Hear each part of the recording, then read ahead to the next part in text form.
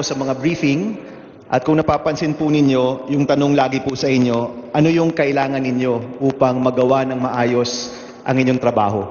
And maybe, Secretary, you can just quickly repeat to everybody here yung mga nabanggit po ninyo sa amin during the briefings, kung ano po yung kailangan ng ating armed forces upang matapos po yung bakbakan, matulungan yung ating mga sundalo at the soonest possible time.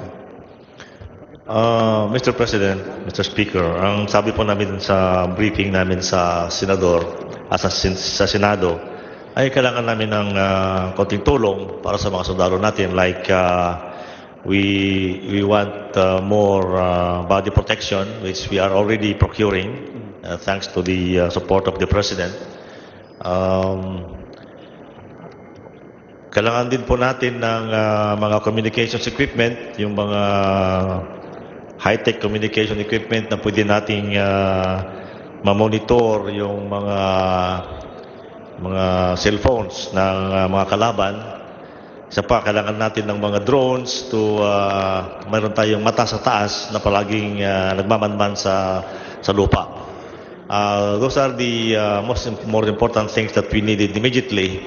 And hopefully, we are lucky that we were able to procure in our own small way some of the small UAVs, yung mga drones na sinasabi natin na ginagamit na po doon sa Marawi. At Secretary, dinagdag nyo pa, if I may just recall properly, yung Modernization Act, kailangan ipagpatuloy, baka po kailangan i-amend yung procurement law, baka po kailangan i-amend ang iba pa mga batas upang magawa po nyo yung trabaho nyo ng maayos. Tama po? Opo, Senador. Ayun po yung pangmatagalan, yung long term natin, because we found out that the Modernization Fund is subject to the procurement law at napakadaling mawala yung pera. That's why we had to go back to the DBM to request for the reallocation of the funds. Kailangan po natin ng mas responsive na procurement law. At saka yung mga batas na hinihingi namin tulad ng National ID System para naman na hindi tayo nahuhula kung ilan yung mga tao na nasa Marawi at saka sa Lanao del Sur. Ayun po yung mga naalala ko. So in short, Secretary, kahit masabi ho natin yung mga briefing na yan ay tayo-tayo lang, at every turn, ang lagi hong tinatanong sa inyo, ano yung kailangan ninyo, paano natin mas matutulungan pa yung ating AFP. From everybody in the Senate. Tama po? Opo.